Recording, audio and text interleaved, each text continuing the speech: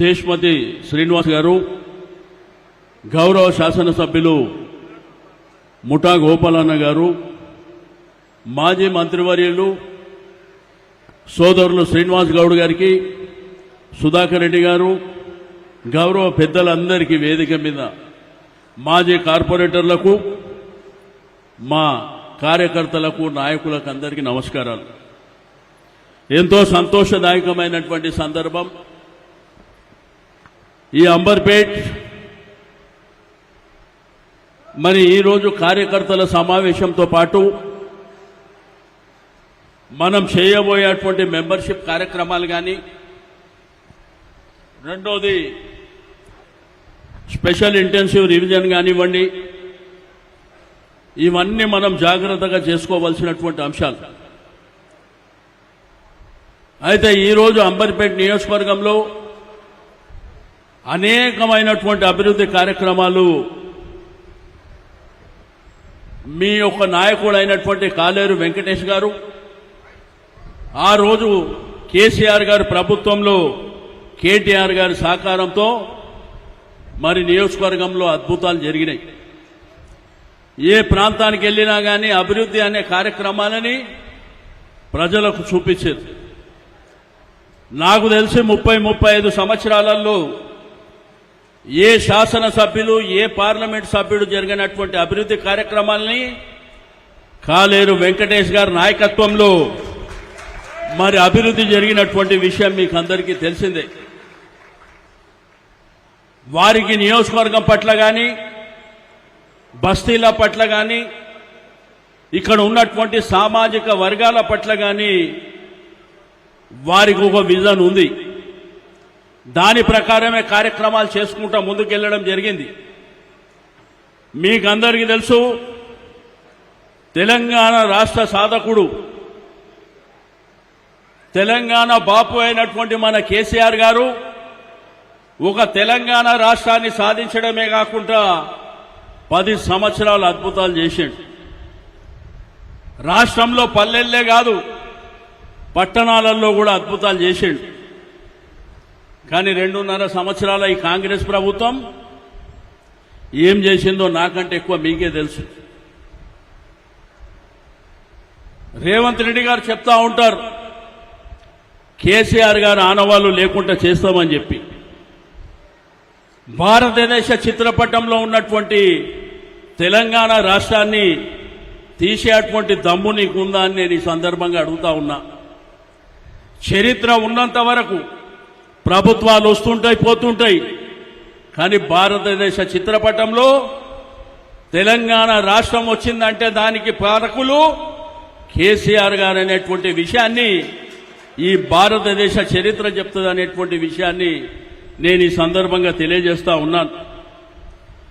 ఆ రోజు కేసీఆర్ గారి ప్రభుత్వంలో సంబంధ వర్గాలు సంతోషంగా ఉండాలనేటువంటి ఉద్దేశంతో రైతు నుంచి మొదలుకొని మరి పేదవాళ్ల వరకు, చదువుకున్న పిల్లల్ని మొదలుకొని ఐటీలో చేస్తున్నటువంటి ఐటీ రంగంలో వరకు విశేషమైనటువంటి కార్యక్రమాలను వారు చేశారు. ఒక కాళేశ్వరం లాంటి అద్భుతమైనటువంటి ప్రాజెక్టు, మిషన్ భగీరథ ద్వారా ఇంటింటికి నీళ్ళు ఇచ్చేటువంటి కార్యక్రమం, ఒక ఆడబిడ్డ పుడితే ఆడబిడ్డ పెళ్లికి కళ్యాణ లక్ష్మి షాదీ ముబారక్ అని ఈ భారతదేశ చరిత్రలో కూడా ఎవరు ఊహించినటువంటి కార్యక్రమాన్ని, మరి పెళ్లికి ₹1,00,000 ఇచ్చేటువంటి చరిత్ర ఈ దేశంలో ఎక్కడ లేదు. ఆ తర్వాత కేసీఆర్ కిట్టు అని, అంటే ప్రెగ్నెంట్ అయినటువంటి మా అక్క చెల్లెళ్ళు వాళ్ళు ఏ పని చేయకూడదనేటువంటి ఉద్దేశంతో ఆ రోజు ఒక అద్భుతమైనటువంటి కార్యక్రమాన్ని, మగపిల్లవాడు పుడితే 12,000, ఆడపిల్ల పుడితే 13,000 కేసీఆర్ కిట్టించి తన బిడ్డను, కోడళ్ళు మరి ఇంటికి సాగనంపేటువంటి గొప్ప కార్యక్రమాన్ని కేసీఆర్ గారు చేపట్టారు. ఇట్లా చెప్పుకుంటూ పోతే అన్ని వర్గాల ప్రజలు సంతోషంగా ఉండాలని ఒకవైపున మాంకాళి జాతర బోనాలు చేసింది కేసీఆర్ గారు, బోనాలు అనేది తెలంగాణలో అందరు చేస్తారు, ప్రతి గల్లీలలో చేస్తారు. మీ అంబర్పేటలో గల్లీ గల్లీకి చేస్తారు. కానీ ఆ రోజు మనం ఏం చేస్తుండే, వాళ్ళ ఇళ్ళ దగ్గర చందాలు వసూలు చేసుకొని పండుగ చేస్తుండే. కానీ కేసీఆర్ గారు ప్రతి గుడికి డబ్బులు ఇచ్చినటువంటి చరిత్ర ఈ భారతదేశంలో ఏ ప్రభుత్వాలకు లేదు. హిందూ మతాన్ని నమ్ముకున్నటువంటి పార్టీ కూడా చెప్పుకునేటువంటి అర్హత లేదని చెప్పి నేను ఈ సందర్భంగా తెలియజేస్తా ఉన్నాను. ఈ తెలంగాణ రాష్ట్రంలో ఒక అద్భుతమైనటువంటి యాదగిరి లక్ష్మీ నరసింహస్వామి యాదగిరిగుట్ట దేవాలయాన్ని ఎంత అద్భుతంగా తీర్చిదిద్దిండో మనం కళ్ళారా చూసినాం. ఇదే కాకుండా రంజాన్ కానివ్వండి, క్రిస్మస్ కానివ్వండి, మరి తోఫా గిఫ్టులు ఇచ్చి అందరూ సంబంధ వర్గాలు సంతోషంగా ఉండాలని.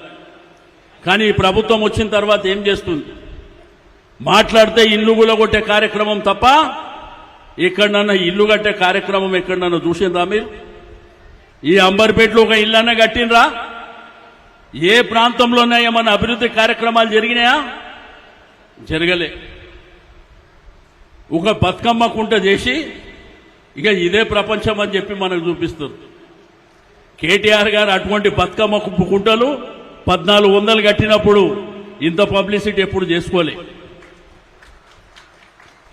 ఈ రోజు ఈ కాంగ్రెస్ ప్రభుత్వం వచ్చిన తర్వాత మీరు చూసిండ్రు కదా, మన చిన్నపిల్లలు కూడా అంటే బిడ్డనో కొడుకో మనమనో మనమరాలు అడుగుతున్నారు. మన ఈ గోటీలు తీసి గోళీలు ఆడుకున్నాడు ఏంది అని అడుగుతున్నారు పిల్లలు. ఈ పేగులు తీసి మెడలు వేసుకోవాలనేది ఏం భాష అని అడుగుతున్నారు.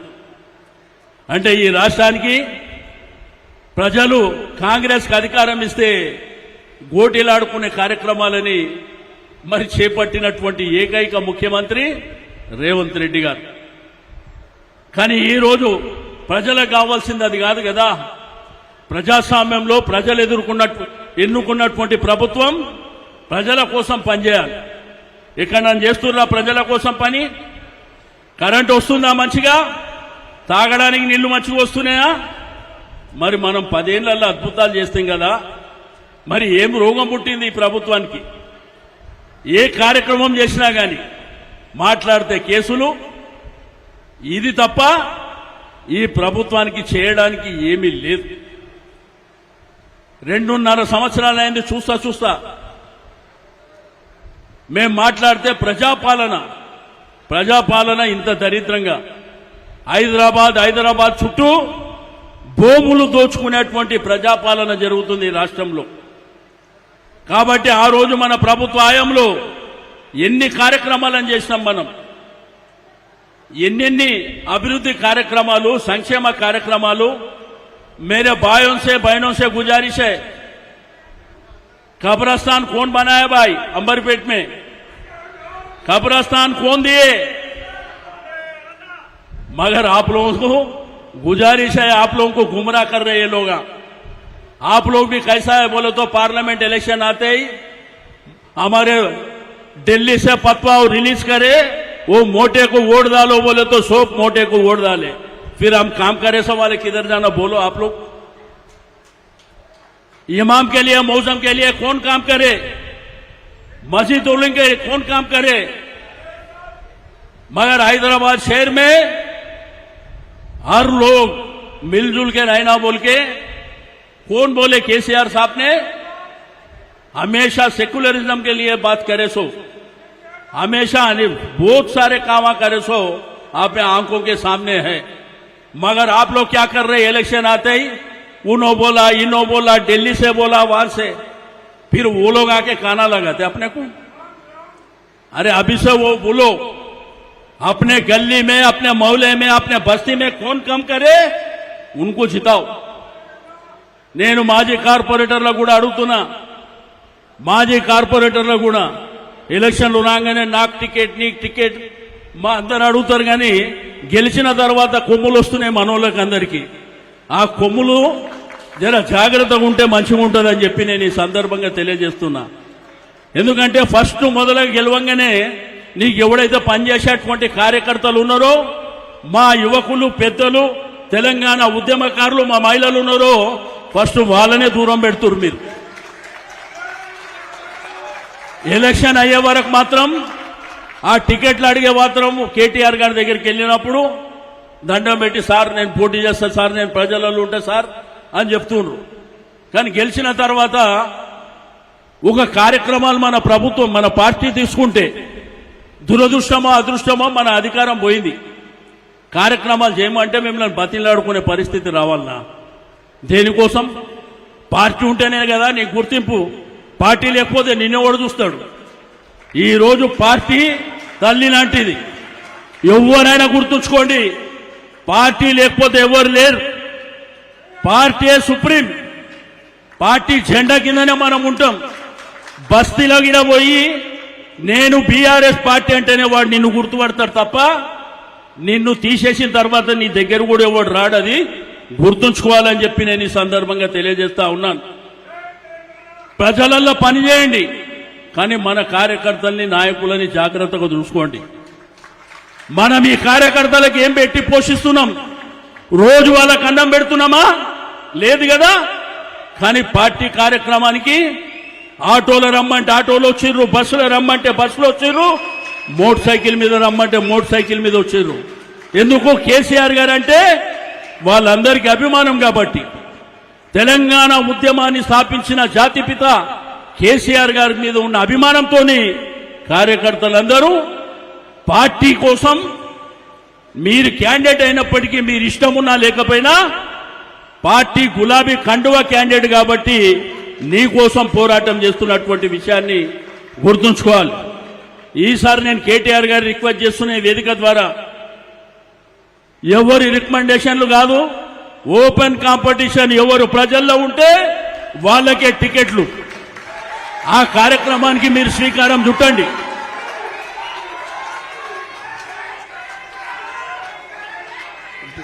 ఎందుకంటే బయటే అట్లుంటే పార్టీ నాయకునికి, ఇక్కడ ఉన్న శాసనసభ్యునికి, ఇక్కడ ఉన్నటువంటి నాయకత్వానికి బాండింగ్ ఉంటుంది. ఇది నా పార్టీ, నా జెండా, నా నాయకుడు నాకు టికెట్ ఇచ్చి గెలిపించింది అనేటువంటిది ఆ కమిట్మెంట్తో పనిచేసేటువంటి అవకాశం ఉంటుంది. అంతేగాని ఆయారాం గాయారాంలతో పెట్టుకుంటే మనకు ఇబ్బందికరమైనటువంటి పరిస్థితులు వస్తాయి. ఒకప్పుడు అంబర్పేట నియోజకవర్గం అనేది బీజేపీ వాళ్ళ మా అడ్డా అంటుండే, కానీ ఈరోజు అంబర్పేట్ టీఆర్ఎస్ అడ్డా, కాలేరు వెంకటేష్ అడ్డా ఇది. కాబట్టి దీన్ని మనం కాపాడుకోవాల్సినటువంటి అవసరం ఉన్నది. ఈ ప్రభుత్వాలు వస్తుంటాయి పోతుంటాయి, మాట్లాడేటోడు గట్టిగా మాట్లాడతాడు. మరి ఈ ముఖ్యమంత్రి కూడా మాట్లాడుతుండు. కనీసం మాట్లాడాలంటే మనలాగా ఆ పర్సనాలిటీ కూడా ఉండాలి కదా. ఇప్పుడు పోలీసు రాజ్యం పెట్టి నడిపిస్తామంటే మనం చూడలేదా? ఎన్ని చూసినాం. కేసీఆర్ గారు పెట్టిన ఉద్యమంలో ఎన్ని లాఠీ దెబ్బలు తిన్నారు మీరంతా, ఎన్నిసార్లు జైల్లోకి పోయినరు. వీళ్ళు చేసేటువంటి ధమ్కీలు మనకు ఒక్క లెక్క కూడా కాదని చెప్పి నేను ఈ సందర్భంగా తెలియజేస్తా ఉన్నాను. మీరు ధైర్యంగా ఉండండి, మీ వెనుక మేమున్నాం. దేనికైనా కానీ తల ఎత్తి నిలబడడమే మనకు తెలుసు తప్ప తల దించుకొని ఎవరికి భయపడవలసినటువంటి అవసరం బీఆర్ఎస్ పార్టీ కార్యకర్తకు లేదు అని చెప్పి నేను ఈ సందర్భంగా తెలియజేస్తా ఉన్నాను. పులి వ్యవసాయ క్షేత్రంలో పండుకొని ఉంది. మన పెద్ద పులి ఏడమనుకుంది, ఒక్కసారి లేచిందనుకో, చూసింది కదా మాలి మధ్యలో అట్లా వచ్చి కనిపించిపోతేనే భయం. కాబట్టి కేసీఆర్ గారి చరిత్ర, కేసీఆర్ గారి పర్సనాలిటీ, కేసీఆర్ గారికి ఉన్న విజ్ఞానం, కేసీఆర్ గారికి ఈ తెలంగాణ భూభాగంలో ఉన్నటువంటి ఆలోచన విధానం ఎవరికన్నా ఉందా ఈ రాష్ట్రంలో? లేదు. కానీ చిన్నోడు, పొడుగోడు, పొట్టోడు, పెద్దోడు ప్రతి ఒక్కడు మాట్లాడబడుతుంది. ఏది పడితే అది మాట్లాడుతున్నారు. నేను అడుగుతున్నా, మీ విషయాలు పక్కన పెట్టండి. మీరిచ్చిన 6 గ్యారెంటీలు ఏమైనాయి? మీరు ప్రజల్ని నమ్మించి మోసం చేసి ఓటేసినటువంటి 6 గ్యారెంటీలు ఏమైనాయి? ఈరోజు ఒట్లు కొననిక కూడా గతి లేదు. గోనె సంచులు ఇచ్చే గన్ని సంచులు ఇచ్చే పరిస్థితి లేదు. యూరియా ఇచ్చేటువంటి తెలివి కూడా లేదు. రైతు బంధంట రైతు భరోసాని పెట్టి కేసీఆర్ బయటకు వచ్చినప్పుడల్లా ఒక ఎకరం వేస్తుంది. మరి ఇటువంటి ప్రభుత్వాన్ని తప్పకుండా పొందబెట్టే రోజులు మనం కాదు, మనకంటే ప్రజలందరూ సిద్ధంగా ఉన్నారు, చూస్తా ఉన్నారు. కాబట్టి నేను మీ అందరికీ రిక్వెస్ట్ చేసేది ఒకటే, మీరు ఇప్పటి నుంచే ఎండాకాలంలో సమస్యలు చాలా ఉంటాయి. మీరు ఇప్పటి నుంచే బస్తీలలో తిరగండి, బస్తీలో ఉన్నటువంటి సమస్యలు అడగండి. ఇప్పటి కూడా ఈ నియోజకవర్గంలో ఏ సమస్య ఉన్నా గులాబీ జెండా ఉన్న కార్యకర్త దగ్గరికి వచ్చి ప్రజలు అడుగుతున్నారు, సార్ నాకు నీళ్లు వస్తలేవు, కరెంట్ వస్తలేవని, మాకు ఇబ్బందులు ఉన్నాయి, డ్రైనేజీ బాగలేదని మన దగ్గరకు వచ్చి అడుగుతా ఉన్నారు. కాబట్టి దేనికైనా కానీ ఇప్పుడు మెంబర్షిప్ కూడా డిజిటల్ మెంబర్షిప్ కాబోతుంది. కాబట్టి మనం ఇంటింటికి పాదయాత్ర చేసినట్టు ఉంటుంది, మెంబర్షిప్ చేసినట్టు ఉంటుంది. దాంతోపాటు ఎస్ఐఆర్ ఏదైతే పెట్టిర్రో, మరి ఈరోజు ఈ దేశంలో మైనారిటీలు, ముస్లింలు కానీ క్రిస్టియన్ల ఓట్లన్నీ తీసేయడానికి ఆ కార్యక్రమానికి వాళ్ళు మరి ఎలక్షన్ కమిషన్ కానీ కేంద్ర ప్రభుత్వం చేస్తుంది. కాబట్టి దాన్ని తిప్పికొట్టాలంటే మనం ప్రతి ఇంటి దగ్గర వాళ్ళ వివరాలు తీసుకొని, వాళ్ళ ఓట్లు ఎన్నెన్నో తీసుకొని, ఆ ఇంట్లో ఎవరెవరు ఉంటున్నారో 18 సంవత్సరాలు నిండిన పిల్లల్ని ఎన్రోల్మెంట్ కూడా చేసేటువంటి కార్యక్రమానికి మీరు శ్రీకారం చుట్టవలసినటువంటి అవసరం ఉన్నది. కాబట్టి దయచేసి ఈ రోజు ఈ కార్యక్రమాన్ని ఆర్గనైజ్ చేసినటువంటి వెంకటేష్ అన్నకు, మరి అదేవిధంగా మా కార్యకర్తలకు, నాయకులకు అందరికీ నేను ఒకటే రిక్వెస్ట్ చేస్తున్నా. మరి స్వాతంత్రం వచ్చినప్పటి నుంచి ఇప్పటి వరకు అనేకమైనటువంటి ప్రభుత్వాలు వచ్చినాయి, పోయినాయి. కానీ కేసీఆర్ గారు 10 ఏళ్ల పరిపాలన ఈ రాష్ట్రంలో ఒక సస్యశ్యామలమైనటువంటి పరిపాలన అందించినటువంటి గొప్ప నాయకుడు మరి కేసీఆర్ గారని నేను ఈ సందర్భంగా తెలియజేస్తా ఉన్నాను.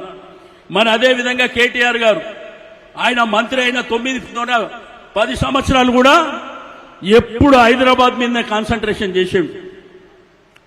ఒక వైకుంఠం ధామం కట్టాలన్నా, ఒక రోడ్ వేయాలన్నా, మరి అదేవిధంగా ఎస్టీపులు కట్టాలన్నా, దాంతోపాటు పార్కులు కానివ్వండి, బస్ బేలు కానివ్వండి, తనకున్న విజన్తోని అనేకమైనటువంటి కార్యక్రమాలు చేసి ఈరోజు హైదరాబాద్ ప్రజలకు, హైదరాబాద్లో ఉన్నటువంటి శాసనసభ్యులకు నిరంతరంగా అండగా ఉండి కేటీఆర్ గారు చాలా అద్భుత కార్యక్రమాలు చేశారు.